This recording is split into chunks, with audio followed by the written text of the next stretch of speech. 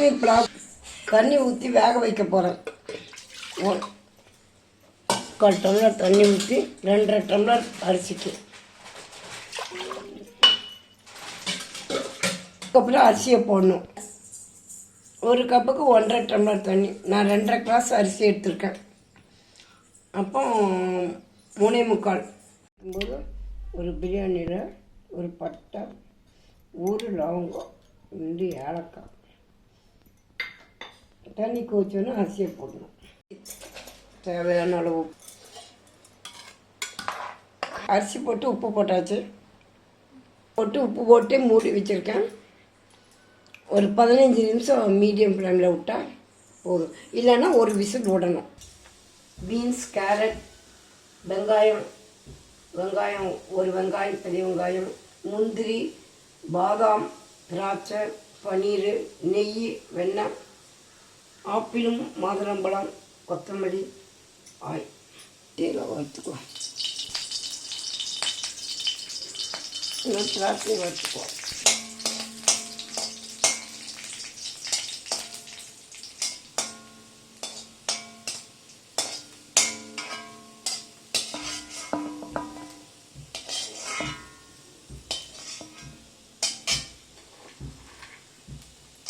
பாதாம்,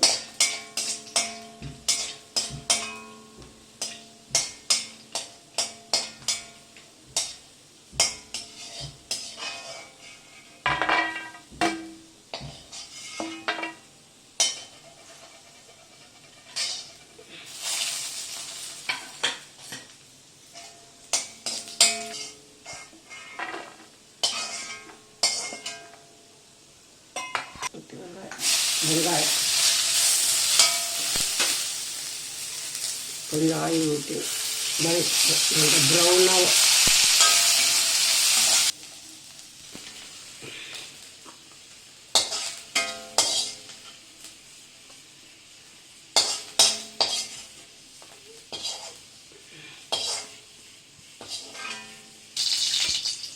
போட்டு தண்ணியெல்லாம் ஊற்றக்கூடாது. ஆயிலில் ஃபுல் வேக்காடு கொடுக்க வேண்டாம், அரை வேக்காடு இருந்தாலே போதும்.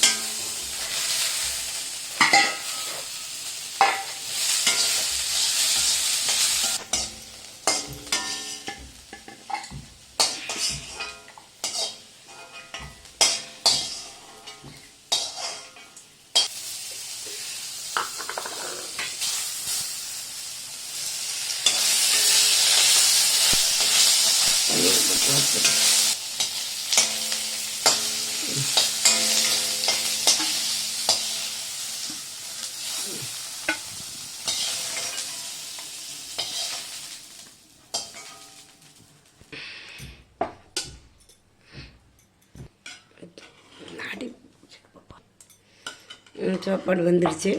வெண்ணெய் போட்டு நெய் கொஞ்சம் ஊற்றி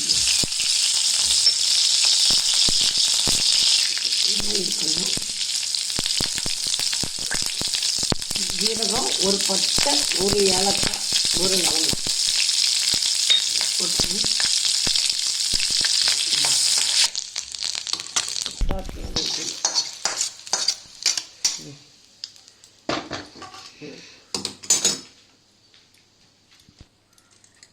காய், வெங்காயம்,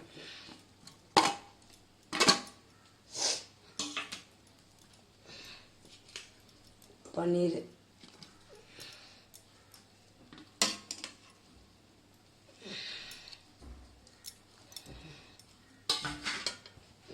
போட்டு முந்திரி,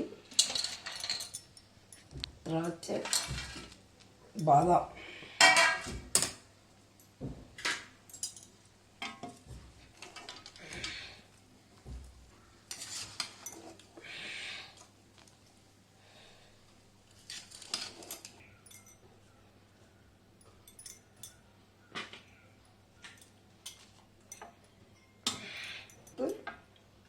apple,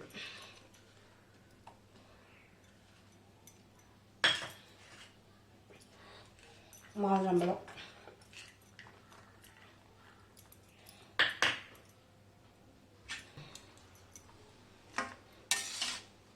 Kashmir pulao ready.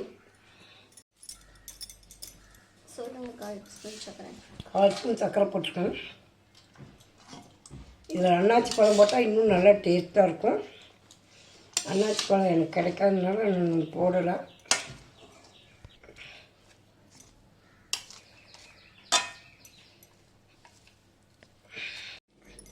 Ready ஆயிடுச்சு. இதை செய்து பாருங்கள். செய்துட்டு சப்ஸ்கிரைப் பண்ணுங்கள், பெல் பட்டனையும் பண்ணுங்கள்.